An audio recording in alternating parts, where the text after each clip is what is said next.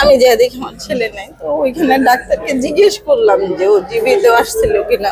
Doctor বলছে হ্যাঁ ও জীবিত আসছিল, ওর 2টা গুলি লাগছে, একটা গলার এই পাশ থেকে একটা পিছনে। তো গলার এটা ডাক্তার দেখতে পাচ্ছে, পিছনেরটা ওরা দেখে নাই, কারণ আমরা গোসলের সময় ওর পিছনের গুলিটা দেখছি।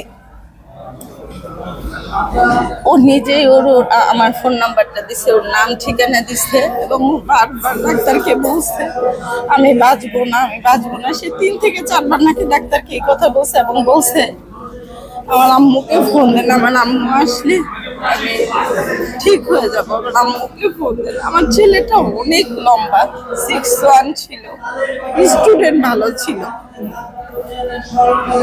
আমি যদি কখনো আমার ছেলের সাথে রাগ করতাম, ও আমার গালের সাথে গাল মিলিয়ে বলতো আম্মু আম্মু মা তুমি রাগ করো না। তখন আমি যদি রাগ না ভাবতাম তো সে বলতো কি আমি তো তোমাকে 1-2 বার আম্মু মা ডাকতেছি, তারপরে তোমার রাগ ভাঙে না।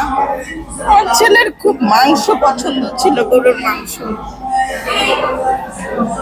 আমার বড় ছেলে মারা যাওয়ার 14 দিন মাথায় 19শে আগস্ট আমার ছোট ছেলের ক্যান্সার ধরা পড়ে, কোন ক্যান্সার, তাও সেটা 30 স্টেজে।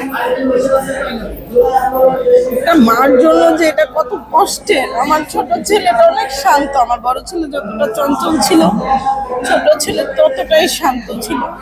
আমার ছোট ছেলে এখন প্রায় সময় বলে আম্মু ভাই আমাদেরকে কার কাছে রেখে গেছে, আমি তোমাদের কার কাছে রেখে দেবো। কারণ সে জানে ক্যান্সার জিনিসটা অনেক ভয়ঙ্কর, কারণ 1 বছর আগে ওর ফুপি মারা গেছে। সবাই আমার ছেলের জন্য দোয়া করবেন, আমার বড় ছেলেকে যেন আল্লাহ বেহেশতে নসিব করে, এবং ছোট ছেলেকে যেন আল্লাহ সুস্থ করে আমার বুকে ফিরে দেয়, কারণ ও ছাড়া আমার এখন আর কেউ নাই। আমি শহীদ আব্দুল্লাহ বিন জাহিদের আম্মু বলতেছি। আমার ছেলের বয়স 16 বছর। 5ই আগস্ট সে গুলিবিদ্ধ হয়ে মারা যায়। আমার ছেলে রমিজউদ্দিনে সেকেন্ড ইয়ারে পড়াশোনা করতো। 5 তারিখ সকালবেলা ও ঘুম থেকে উঠে নাস্তা টাস্তা করে আমাকে বলে যে আম্মু একটু নিচ থেকে ঘুরে আসি। আমি বলছি যাও। ও যায় 12টার দিকে আবার চলে আসে, আইসা আমার পায়ের উপরে মাথা রাইখা সে ঘুমায় ঘন্টাখানেক। তারপর আমার নেট নাই, ডিশ নাই, নেট বন্ধ, ডিশ নেই আমার। তারপর সে নানুর বাসায় আমার হাত ধরে আমরা 3 জন একসাথে যাই। যাওয়ার পর ওইখানে দুপুরে আমি ওকে নিজ হাতেই ওই লাস্ট খাওয়া দাওয়া করাই দিই। ও হাত দিয়ে ভাত খুব কম খাইতো, আমি ওকে বেশি খাওয়াই দিতাম, গোসল করাই দিতাম, যেটা আমি ছোট ছেলেকে কখনো করিনি। কিন্তু আমার বড় সন্তানকে আমার তুইলা খাওয়াইতে হইতো। 4:30টার দিকে ওকে আমি আলু দিয়ে ইলিশ মাছ রান্না করছি, নানু খাওয়া দাওয়া করে ওরাও বলতেছে আম্মু আমি একটু আনন্দ মিছিলে যাই। ও বের হয়েছে। তো বের হওয়ার পরে বলছে বাবা মাগরিবের সাথে সাথে চলে এসে। বলছে আচ্ছা। মাগরিবের আজান 7:08 দিচ্ছে, আমি 12তে ওকে 2 বার ফোন দিছি, ও রিসিভ করে নাই।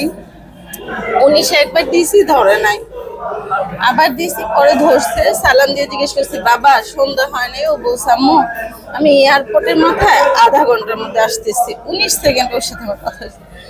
8:10-এ মহিলা মেডিকেল থেকে খবর আসে যে আমার ছেলে গুলিবিদ্ধ।